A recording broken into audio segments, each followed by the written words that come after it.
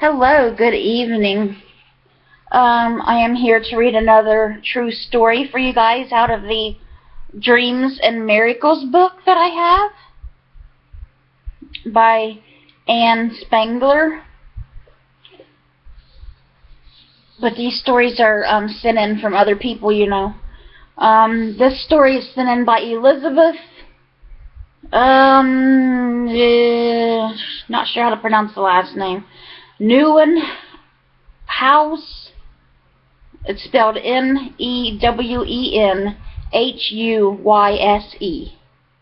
So, I'm just going to say Elizabeth Newenhuys. I don't know if that's right or not.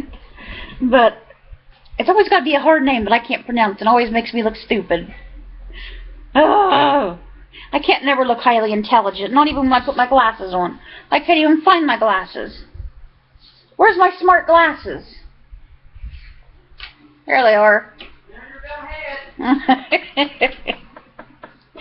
Oh. Does that make me see the name better? Still looks like Newenhuys to me, so I don't know.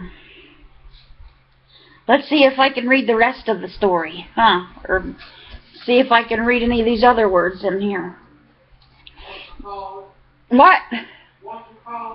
Whatchamacallit? Whatchamacall what? Whatever.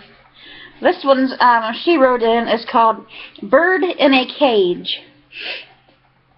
I thought that sounds really interesting. Elizabeth is a writer, a speaker, and the author of several books, including God, I Know You're Here Somewhere. Well, that sounds like a good book.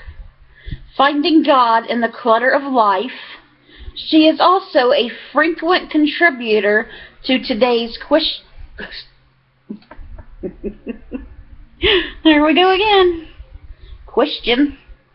Christian women, and lives in Wheaton, Illinois, with her husband Fritz and daughter Amanda.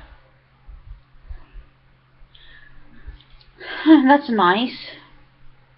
Contributor to today's Christian women and lives, and she does a lot of good. And that book, God, I Know You're Here Somewhere, sounds really good.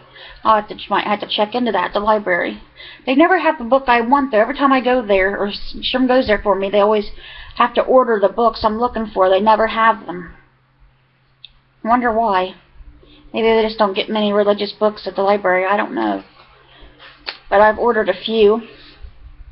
Haven't read a good book in a while. I like to read.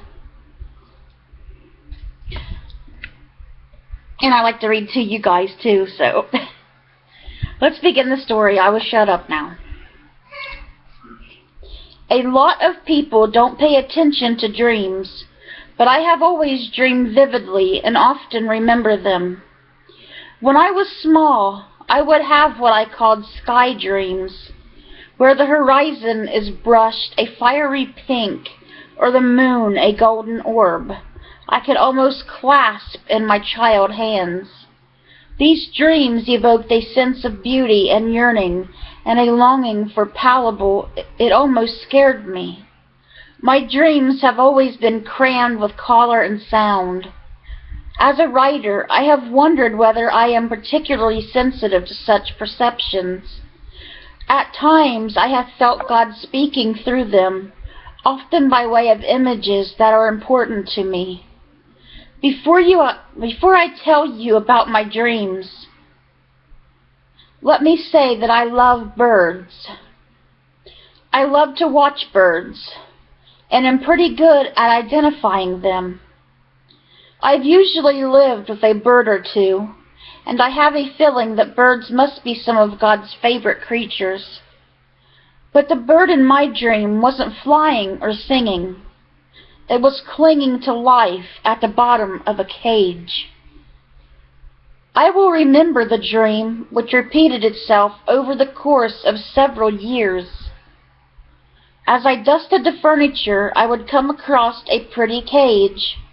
At the bottom would be a small bird, so weak he couldn't hold onto his perch. Suddenly, with great remorse, I would realize the bird was starving. I had forgotten to feed it. Frantic, I rushed to find some birdseed.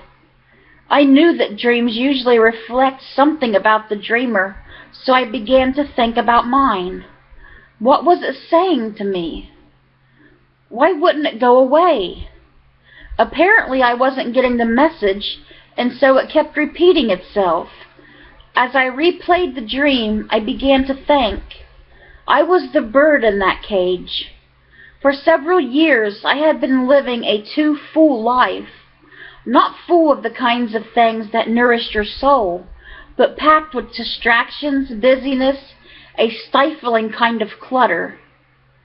I had been extremely busy with a demanding job and all the responsibilities that belong to the mother of a small child. I felt pressured and weary and began to wonder whether the dream was telling me I was neglecting certain facets in my life. Finally, after praying and talking with my husband, I decided to quit my job. We would find a way to make do without it. My decision didn't instantly cure what ailed me, but it gave me room and space to breathe. And interestingly enough, I never had that dream again. Lately, I've been having another reoccurring dream, but one I really enjoy. The daughter of an architect, I am fascinated by houses. In my dream, I am wandering through a house that seems familiar. I walk from room to room, all of which are rather large. Suddenly, I open a door to one I have never seen before. I peer into a pine-paneled family room. Another time, it is a woman's bedroom. Each time, it is slightly different. I do not yet understand what the different rooms represent, but I do know that at my house, and that I am exploring the rooms of my soul. It is a bracing and challenging and intriguing adventure, and I am absolutely certain it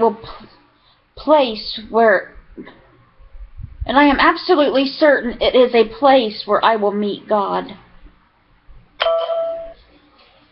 Sorry for my stumbling, stupid self.